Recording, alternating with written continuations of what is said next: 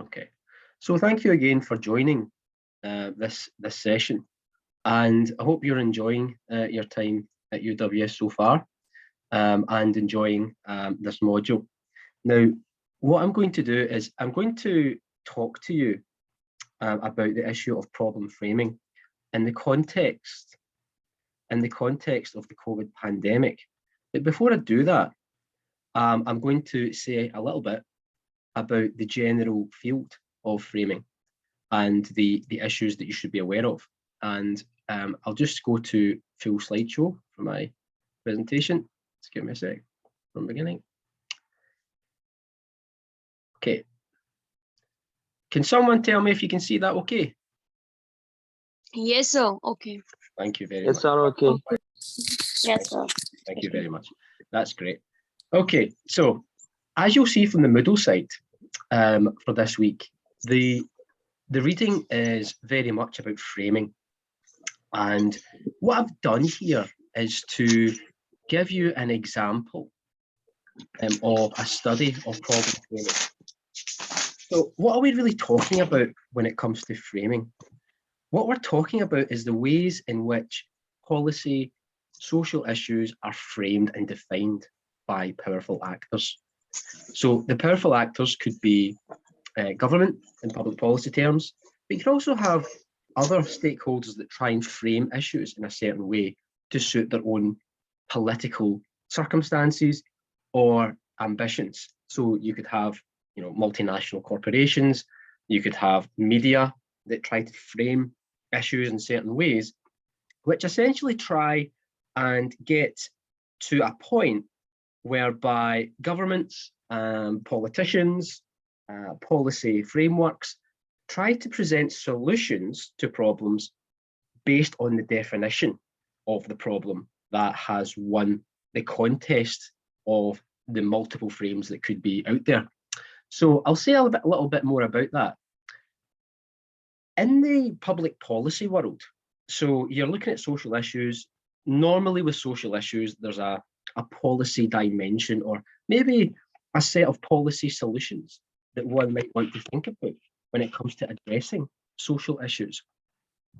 And when we think about social issues in the context of public policy, we often think to ourselves, what are the ways in which we can solve these problems? What are the ways in which we can wrestle with the complexities of social problems? Now, the reality is society is very complex, as you'll know, and it has multiple dimensions to it. And there could be a whole series of ways in which problems could be solved. When it comes to agenda setting and framing, what that really means is, out of the range of possible solutions to a policy problem, what really determines which solution gets onto the policy table? So when we talk about framing, we often refer to the idea of framing contests, so a competition between different frames, competition between different ways to define and solve a problem. Now, I'll give you some examples of that in a moment, but theoretically and conceptually, when we think about framing and defining social problems in a certain way, we're thinking about how problems are constructed and how they are defined. So Wayne Parsons here in the slide talks about problems involve perceptions and perceptions involve constructions. And those constructions can be based on ideological preferences. It can be based on a range of factors which might suit certain stakeholders. And when I say suit certain stakeholders, I might be talking about, is it within their political interest? Is it within their economic interest to frame a problem in a certain way? So if you think about, for instance, after the global financial crisis in the UK, in the world, the global financial crisis in 2008, when the Conservative UK government came to power in 2010, the Conservative government framed the global crisis as a problem to do with the New Labour's approach to economic policy. And therefore, they had to scale back public expenditure and introduce welfare reform. And I'll come back to talking about welfare reform in a moment. Now, on the opposite side, at that time, which was the new Labour administration before the Conservatives came into power, they were framing the global financial crisis as truly a global problem to do with credit. And there was issues with the mortgage subprime market in America, and that led to multiple recessions across the world, including in Europe and in the UK. Therefore, that caused economic damage. But what they were saying was, well, actually, it wasn't really our fault. It was a global phenomenon associated with globalization. Now, sorry, is there a raised hand? Is that right? Zishan? Did you raise your hand? No. Okay. So Murray Edelman is someone who talks a lot about how problems and issues are framed. Sorry, Zishan, have you got your hand up? Would you like to come in? No? No. Okay. I just saw a hand going up. So okay. Zishan, you can put your hand, if you've not got a question, you can always put your hand down if you like. So Murray Edelman is someone I would ask you to familiarise yourself in the literature. Now, Murray Edelman was a political sociologist who wrote a lot, particularly in the 1960s and 70s, about ideas to do with language. Language is everything when it comes to framing problems and solutions in public policy, and more generally. And so the contribution of Murray Edelman was to say, if we're going to define a problem and a solution, there's a process of constructionism that falls into that. In other words, language and the choice of your words is very important when it comes to framing things in a certain way. You might have heard of the word stigma, to stigmatize, or to, to empower or disempower. These words are really about how you frame certain sections of society, certain groups in society, which can provoke a response by different social actors. So one of the other ways in which we think about language and the construction of communication is through more sociological approaches like symbolic interactionism. I don't know if you've heard of symbolic interactionism. It's a sociological concept, and it really focuses on this idea of how humans recognize symbols and attach meaning to them. So Murray Edelman would argue that people, citizens, attach emotion and feeling, beliefs to language, language being a symbol. So language really helps to communicate a sense of meaning. But it's not just about politicians, but the media are also key to this. So, for instance, you might be aware that some media outlets have a political edge to them, a political agenda. So, for instance, in the UK, the Daily Mail newspaper has got a reputation for being quite right-wing. The Guardian newspaper has got a reputation for being quite left-leaning. Therefore, how they construct narratives about news and current affairs will differ based on what they emphasize in their language and what they don't emphasize in their language, okay? And that's something for you to think about. Pick up a newspaper on any given day, and it could be, maybe try that, pick up the Daily Mail and also pick up the Guardian. And normally what you tend to find is that they'll cover quite similar, especially the headline type news stories, quite similar topics. They'll just look at how they differ in terms of the framing of the story, or what they see as the solutions, or who they seek to get quotes from, what evidence they use as part of their editorials and in their language. So it's a good exercise to do, just to notice how issues and policies are framed in slightly different ways. Okay, I'll try and move on now. My system's quite slow, but okay. This is a very important slide to think about. Now, when we're thinking about agenda setting, if you see that on the left-hand side of the diagram, you've got a big arrow pointing to agenda setting. That's really where we are when we're talking about framing, right? It's part of the agenda setting literature. Now, what this slide represents is the policy cycle. Now, the policy cycle is what we would describe as a heuristic. It's a modular approach. It's a model, if you like, or a schema for trying to describe the stages in which public policies go through. Now, one thing to say from the outset, and it's very important to focus on this, is the fact that public policies are very complex. And what this diagram represents is a very rational and structured approach to policy making. And guess what? In the real world, policies don't always follow this direction of travel.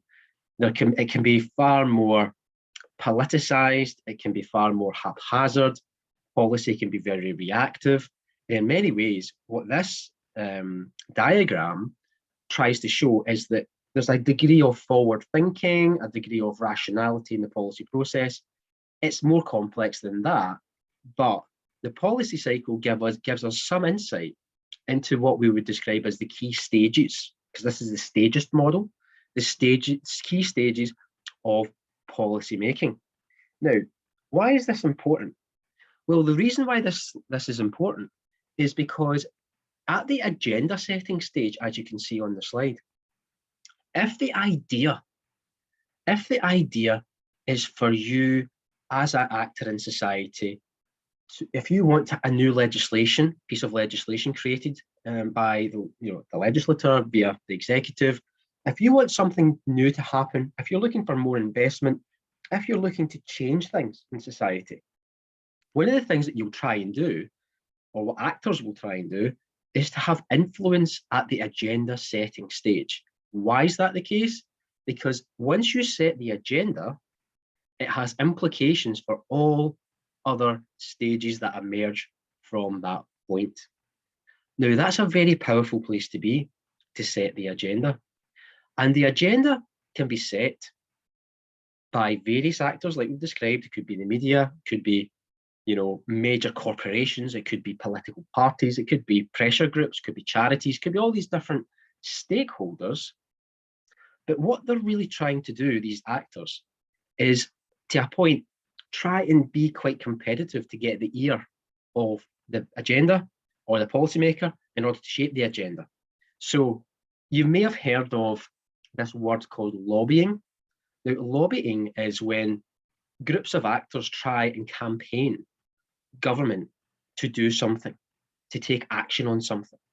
And sometimes those lobbyists can come from the charity sector, but quite oftentimes they come from business, including, examples would be the alcohol industry or tobacco industry, pharmaceutical industry. There's a range of different, enterprise, private business types of actors that might seek to influence at different levels of the policy system.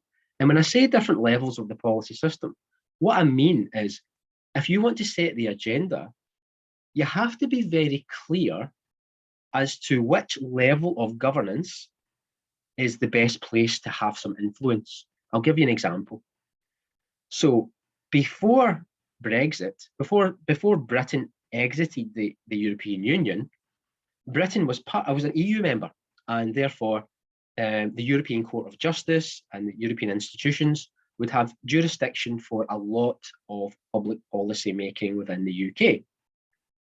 So if you were looking to say, and say from the UK's perspective, if you were looking to change agricultural policy, now agricultural policy is one of those public policies that has historically been very much part of the European Union's identity, because it's the European institutions that legislate on agricultural policy across the EU.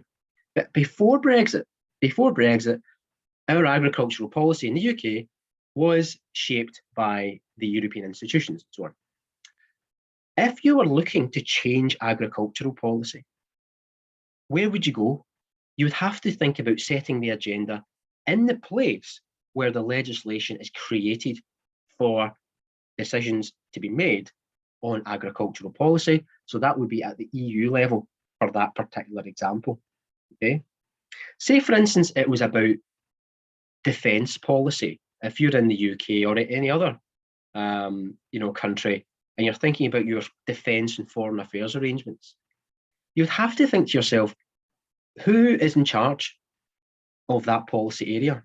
So for in the UK, for instance, that would be at the UK government level, because defence and foreign affairs is a power reserved to Westminster down at the UK level. There are some public policies that are devolved to Scotland and Wales and Northern Ireland, but that area of public policy, the UK defence policy, is clearly a UK policy area. So if you are an actor who's trying to shape the agenda, you have to know where to go.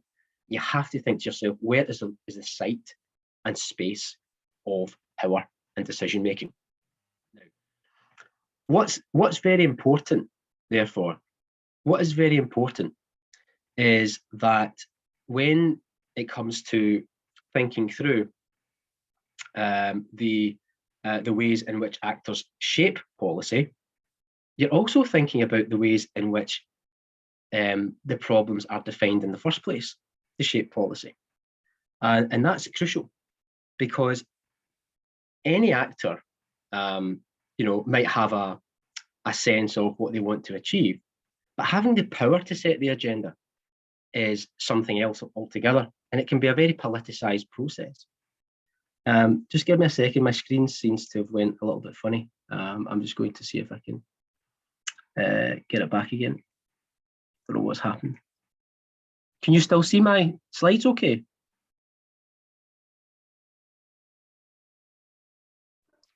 Yeah, we can see, sir. Yeah, you can see. Yes, sir, we can see. Okay, Yes, sir. that's good. That's good. Okay. Yes, sir, we can see. Okay, thank you very much. Let me just have a look and see what the problem seems to be at my end.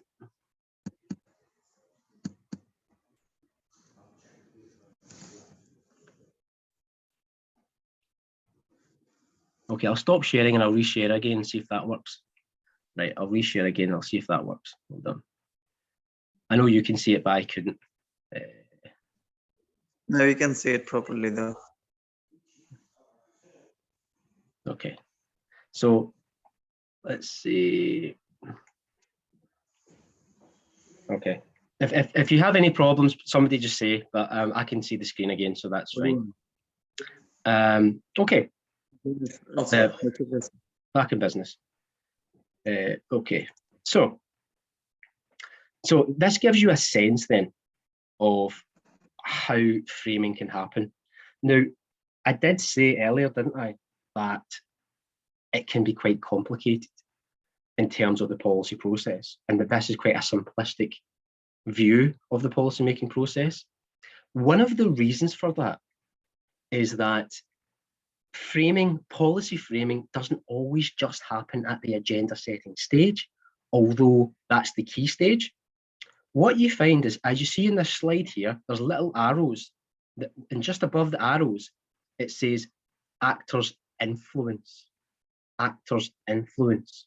Now, what that means is actors can often try and shape the contours of public policy through the framing process. So say, for instance, at the monitoring and evaluation stage, an evaluation of the success or failure of a policy is conducted. It might be that some actors want to frame the ways in which success and failure is being judged about a policy area. It's not just the case that the actors try to influence from the outset of the policy. There's a relational dimension to policy processes and the framing process.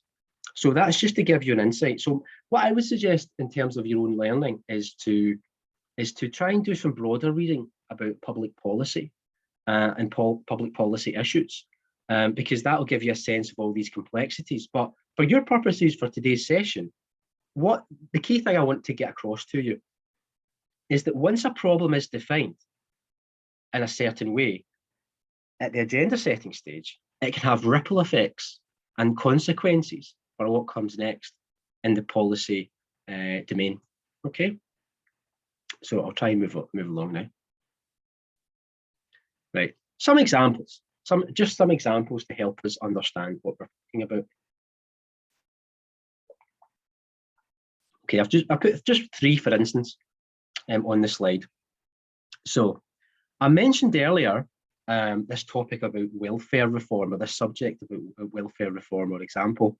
And welfare reform, particularly in the past 10 to 12 years, is something that the UK government has been quite keen to do. And what that means is that the UK government have tried to reduce public spending on welfare. So things like, income support, job seekers allowance, and other funding schemes like that. And one of the reasons why the government has been keen to do that is because how they frame society and how they frame welfare. So the UK government has felt that essentially the way to grow the economy and the way for people to have a happy life or to be full citizens is through work and through gaining meaning for their lives through work. And that's seen as an important agenda. So as part of the idea of welfare reform, it was about trying to get as many people off welfare and back into work as quickly as possible. Obviously, that led to a number of challenges because that's not always appropriate for some individuals. And of course, it's led to a number of difficulties, both morally and socially. But what I would say is that the government's approach is based on a framing of social solutions, which is that work is essential to someone's self-actualization, and self-sufficiency is good for the country and good for the economy. So back in the 1980s, under Margaret Thatcher's administration, they used to talk about the dependency culture. Well, this is a new form of that, and that the government did not want individuals to be dependent on the state for their own self-sufficiency or for their sufficiency. So the idea was get people back into work because that's just the right thing to do. So in some ways, for more, how would you say, conservative leaning governments, welfare reform is important in terms of getting people back into work based on an ideological view of the state, which is the state should not be big, it should be small, and it shouldn't be using taxpayers' money to fund welfare regimes. Okay, so there's lots of debates about that. It's very political, but you can see how that framing has been important for how the government has taken that policy forward. Another example is alcohol policy. Now, this is an interesting one. Now, the reason I like this one, this example, is because I used to work within the National Health Service many years ago, and I remember I was around at the time when we were discussing the policy to introduce a policy called minimum unit price for alcohol. Now, what minimum unit price for alcohol is it's an approach whereby there is price inflation to high volume cheap alcohol. So things like cider, for instance, you can buy quite cheap. You used to buy it quite cheap, but it has high alcohol content. So it'd be quite dangerous in terms of health outcomes. And in Scotland at that time, Scotland was the first in the UK to introduce minimum unit price for alcohol. Wales followed later, but England still haven't introduced it.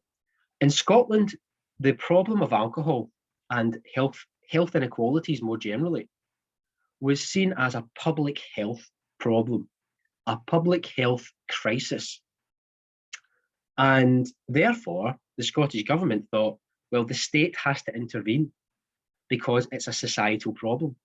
Therefore, the government in Scotland said, we're going to raise the price of alcohol that has a high volume of alcohol in it, and what was previously cheap alcohol, because there's a relationship between affordability of alcohol and its consumption.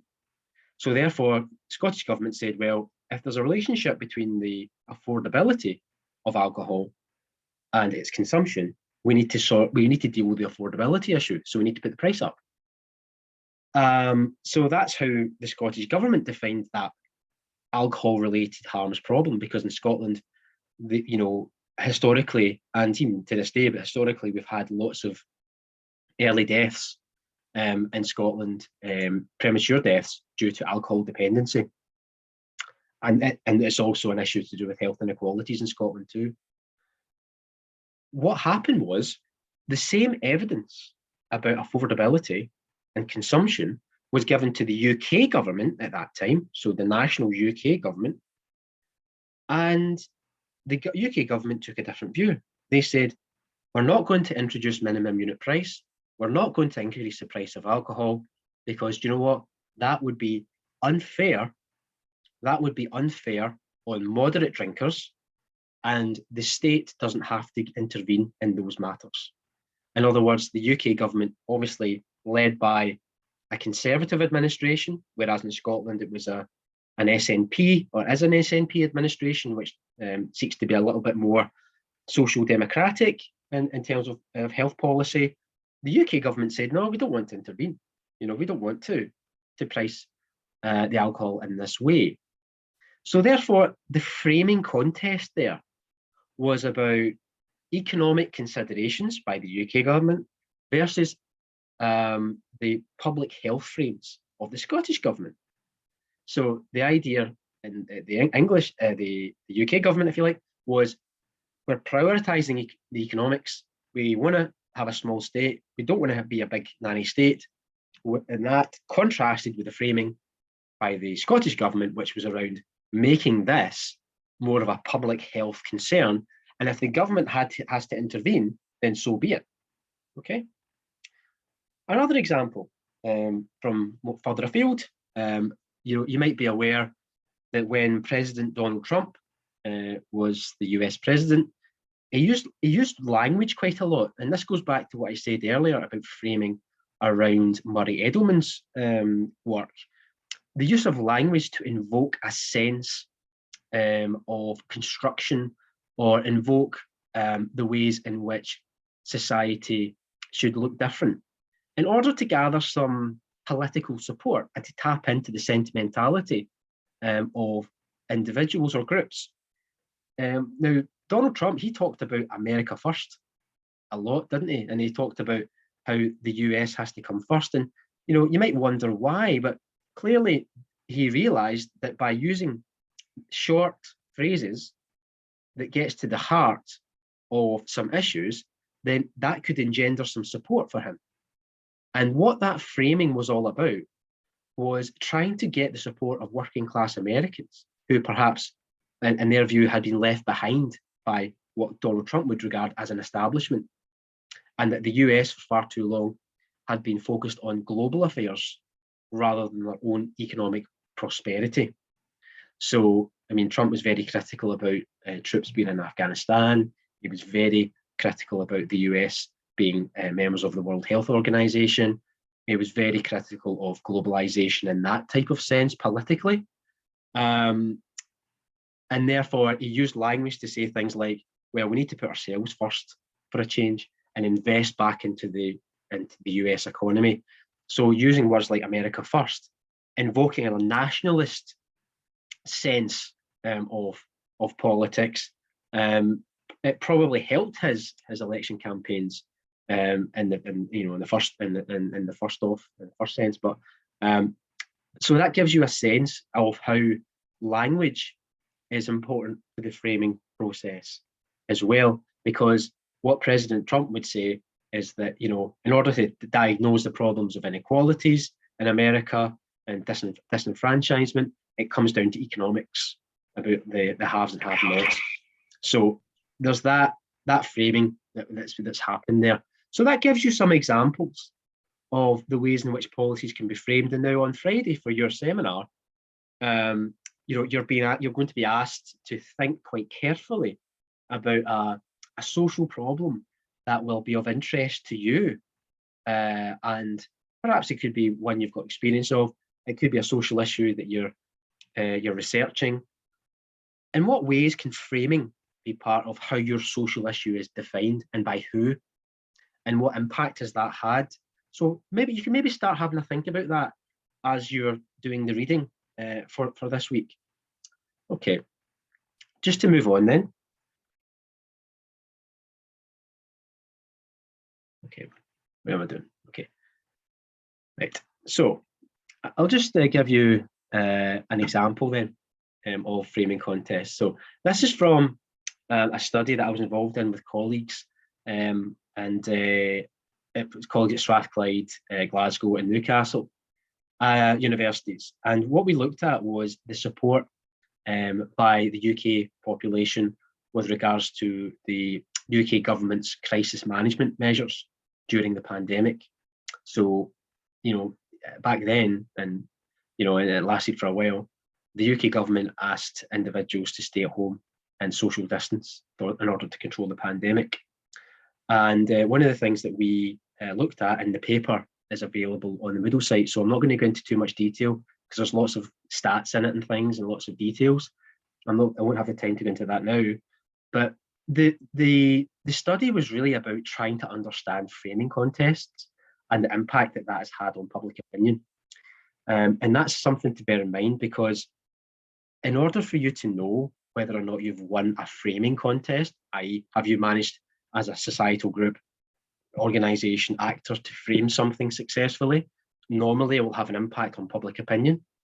So when it comes to the pandemic, one of the things that we realised was that most governments, including the UK government, experienced high levels of trust and support for crisis measures, for instance, lockdowns at the start of the pandemic. And this was back in March 2020. And what we did was we actually undertook a survey in April 2020 to take a snapshot of public opinion about the early stages of the pandemic. So we're really trying to understand whether or not how the public felt about the crisis measures and the different framing contests that were happening and going on at that time. One of the things that we were aware of is that there's something called the prevention paradox, in that measures perhaps by government to introduce ways to address public health can be difficult. So measures that have a major impact on public health are very difficult to implement. So lockdowns is a good example of that. It's difficult, particularly if individuals perceive a low probability of being affected by a disease. So if you don't think that you're actually vulnerable, or if you're not going to be affected by something, it can be quite difficult to gain your support, if you like, for sweeping major policy interventions to address public health. So in many countries now, they have bans on smoking in public places. And that's pretty common in most countries now for smoking to be banned in public places. But that was not something that perhaps 30 or 40 years ago that governments could have implemented very effectively, right? And the reason for that is because there wasn't as much evidence 30, 40 years ago about the harms caused by smoking. Now we know what the harms are. It's much easier for these interventions to gain public support. So, but then if individuals felt they had a low probability of being affected by, say, heart disease or lung damage and cancers back 30, 40 years ago, there's no way that they would have been introduced. So it all depends on the context and the evidence. One of the challenges we focused on as well in our study was around the challenges associated with social distancing fatigue, political polarization, policy failures, contradictions, scandals, conspiracy theories about the vaccine and so on, populist revolt against the overeducated. In other words, to what extent would the public support a government that at the UK level, let's be honest, often don't look like wider society, because the individuals are from Oxford, Cambridge, not cabinet members. There's several millionaires within, or there were at that time anyway, within the cabinet, within the key ministerial positions at the UK government level. So there's questions about whether or not you can guarantee support of the public based on whether or not they actually respect the individuals that are introducing or recognise themselves in the individuals that are introducing public policy measures. And there is an emerging literature on support compliance, and the main focus is on personal circumstances to do with health, socioeconomic and political variables. So what we were trying to do is say, well, what determines whether or not the public support crisis measures, and how is framing relevant to that? Okay, let's move this on. So with any crisis or any acute public policy challenge, there are often what we describe as framing contests, as we've talked before. And really what that's to do with, particularly at times of crisis, are the different framing contests around the nature and severity of a crisis. You heard earlier when I talked about the global financial crisis that some individuals would see the global financial crisis as, rooted in the failures of economic policy nationally, whereas others would say, well, it's a feature of globalization and the failures of globalization and financial interdependency and the overuse of credit and so on.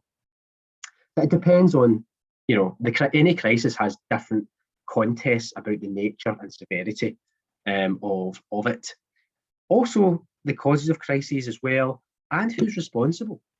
So you may realise that, whenever there's a crisis, not just COVID, it could be to do with a major accident, it could be a terrorist attack, it could be, a disaster or something. Often there's blame allocation, and it's called the politics of blame gaming or culpability avoidance. And normally what you find is that there's a contest there somewhere whereby government perhaps want to deflect blame away from themselves and apply it to some other actor in order to avoid being held to account, because governments don't want to be held to account necessarily, because they might within democratic countries see the value of being held to account in terms of, it's about democracy and and the rule of law and all of that. Having said that, what you do find, especially when there's inquiry processes investigating the performance of government, there can be a degree of conflict there about, oh, I wasn't responsible for this, I was actually responsible for that. You need to speak to that stakeholder, it wasn't me, us that was responsible. So there's a framing contest in there around responsibilization and blame as well. Okay, so also the solutions to the problem, like we've said before. What is the appropriate remedy and response when it comes to framing an issue in a certain way? Mira, have you got your hand up? Yes. What is meant by political polarization? Say that again, sorry. What is meant by political polarization? I'm sorry, I can't hear you properly. Could you maybe put your question in the chat box for me? Yes. Thank you. It's just a bit of distortion there in the feedback. Apologies. Okay. Yeah, I'll wait for your question to come through. So basically, the solutions then. What is political polarization? Political polarization is when you have different views on politics that are at different ends of the spectrum. So political polarization is when you might have groups of actors who have a certain left-wing view of something versus perhaps a more right-wing view. So you're not meeting in the middle, you're polarized, you have very, very opposite views. So polarization means to separate, to be distant from each other. Does that make sense, Mira? Hopefully that helps. Yeah, okay, great, thank you. So what we try to do is unpack these challenges, these framing issues and so on. And again, I would like to direct you to the article itself, because it gives you so much detail about the framing contest, the statistics, the details. All I'm going to do is give you some headlines in the time we have. Okay, let me just move on. Okay, whatever. Okay, so So basically what we tried to do was to examine the level of support or opposition to the measures during the pandemic, which was really about social distancing and the lockdown. And what you found was a strong degree of support more generally. You can see that in the table. Strong support for the measures introduced by government. Our question was to identify the drivers of support for social distancing, okay, and explore the explanatory power of different framing contests. And the dependent variable was support for social distancing, okay? And we used crisis management theory enriched with insights from political behaviour and security studies, and we used a mixed method approach, largely quantitative, because it was a survey-based methodology, but we also used narrative methods to understand the different framing contests that were at play as part of the crisis response. Okay. Now, so we did, again, thematic analysis to look at key frames, the key framing contests. We did a representative sample of the UK population. The survey took place between 10th of April and 15th of April 2020. We're actually going to be doing a follow-up survey this year to look at how attitudes have changed over time. And that was week 3 of lockdown. So that was actually just after Boris Johnson, Prime Minister, came out of intensive care from COVID because he was hospitalised. And it does, just like any research, there's limitations to it, and it only provides a snapshot of attitudes at the early stage of the crisis in emotionally charged circumstances. In some ways, it was a really good time to do it because it was kind of at the peak of when individuals, groups felt really vulnerable, the government had to take action. So it was a very raw time in terms of the experience.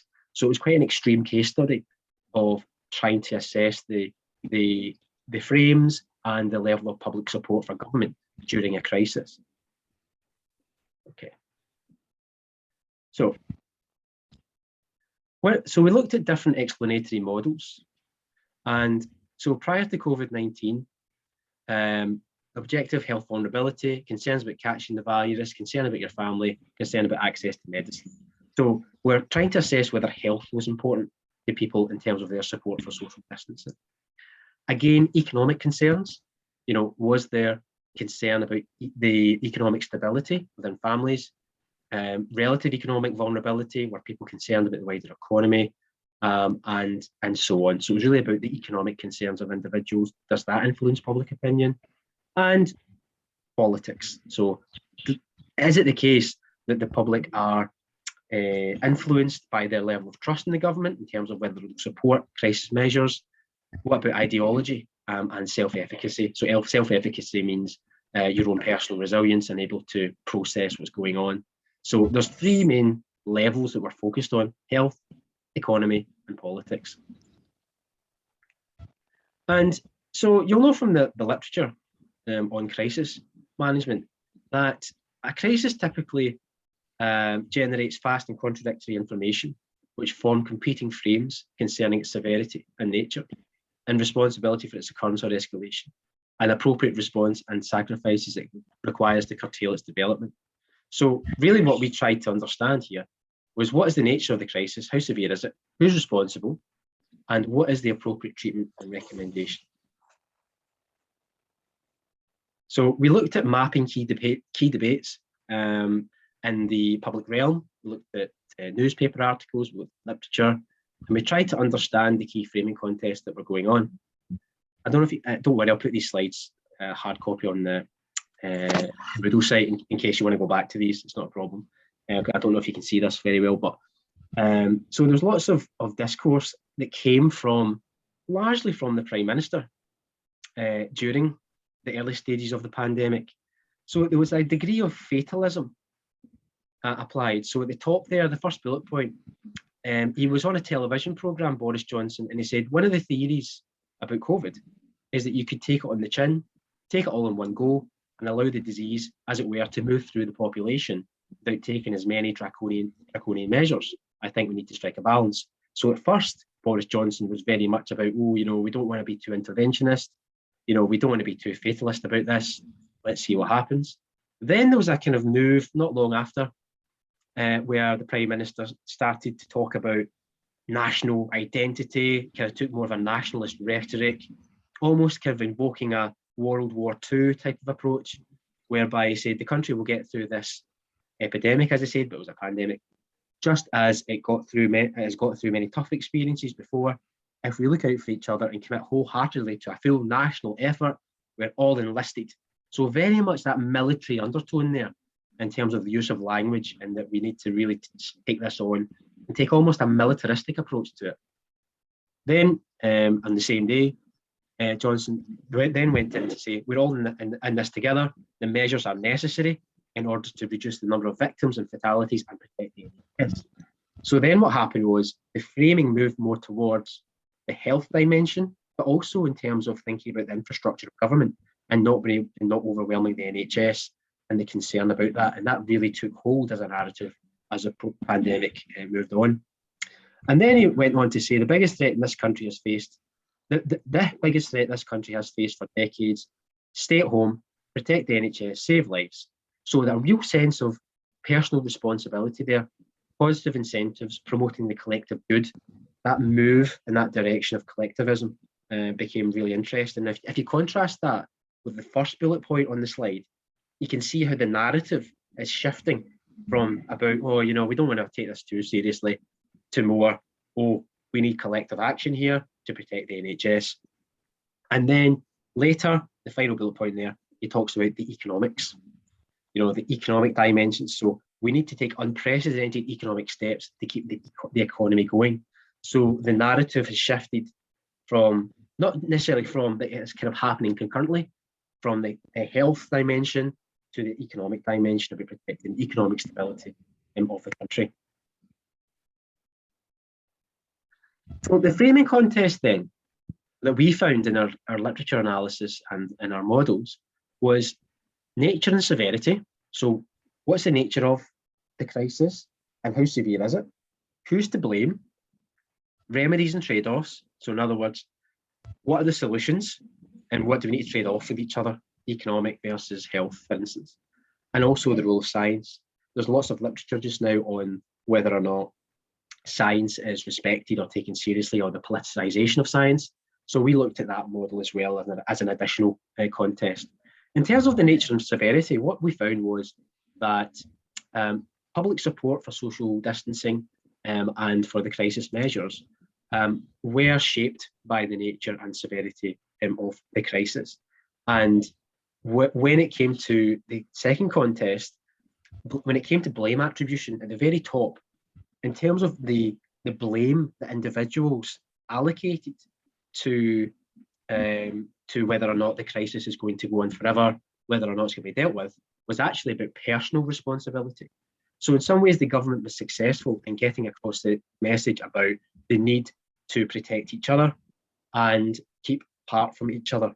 So the public opinion was such that, you know, social distancing was a personal concern, but there was also blame when it came to the pandemic associated with othering. So, you know, the cause of the pandemic was about, you know, it was China. It was associated with them, and so there was a strong degree of blame allocation because of the crisis to China.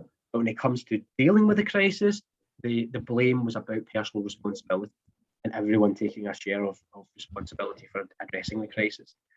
Remedies and trade-offs, what we found was there was a real concern for the health of each other, also the economy, but the health model was more dominant than the economic one.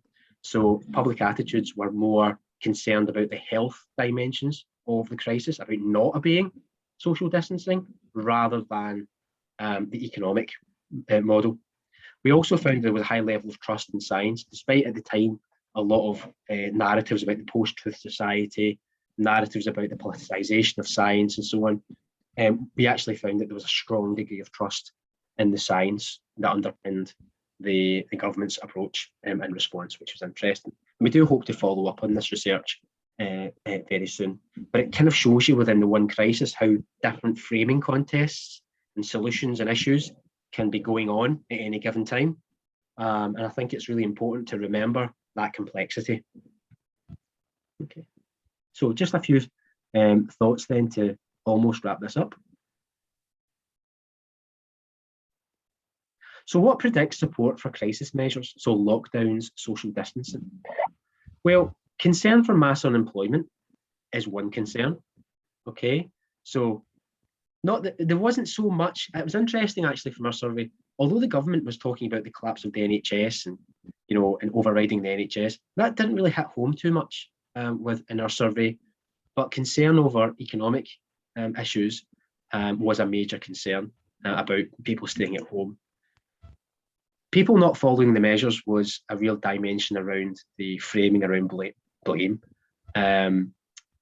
People not following the crisis measures themselves was the main area. Interestingly, it wasn't mainly China, globalization, or the UK government that's at fault, although they did feature. The main blame allocation was around, if this pandemic is going to, be so significant, then it's really about us as individuals to take responsibility for staying away from each other and, and doing what the government tells you to do. TINA stands for there is no alternative. So there was a sense that there was no alternative for individuals to obey social distancing. So the government's message was quite successful in that people felt there was no alternative. Crisis was seen as had an opportunity frame as well, in that if you address, or if you obey, if you like, the social distancing measures, then that will reduce the time that you would be in lockdown. So it's almost like investing in the future by taking hard decisions early on. There were trade-offs over health, over the economy, and with regards to civil liberties. Civil liberties were seen as less important. It was the health model that was seen far more important than the economy or civil liberties when it comes to obeying social distancing. Trusting the scientists, advising the UK government. We didn't do an evaluation of scientific performance. It was just about how the public felt about science more generally. What predicts opposition to lockdowns and social distancing? Well, concern over social unrest or Britain becoming a police state, that did feature. There was a bit of fatalism there, nothing we can do to contain the spread, so why bother? Health concerns about the prevention paradox, like we talked about before. Having a prior diagnosis of Covid-19 or an absence of personal health vulnerability, that would predict whether or not individuals would obey social distancing. Again, there was some political factors as well, in that there's low personal self-efficacy, distrust of government, or right-wing ideologies about the state becoming too interventionist. That did have some feature within our survey. Demographic factors as well. Tends to be the younger, relative economic vulnerability, and those juggling challenges of life tended to be less inclined to support social distancing as well. Okay, clarity of message is key. On the left there, you can see at the beginning of the pandemic, the government used the phrase, stay at home, protect the NHS, save lives. Very clear, very focused. Later on in the pandemic, the shift in narrative moved to stay alert, control the virus, save lives. A little bit looser as a term there.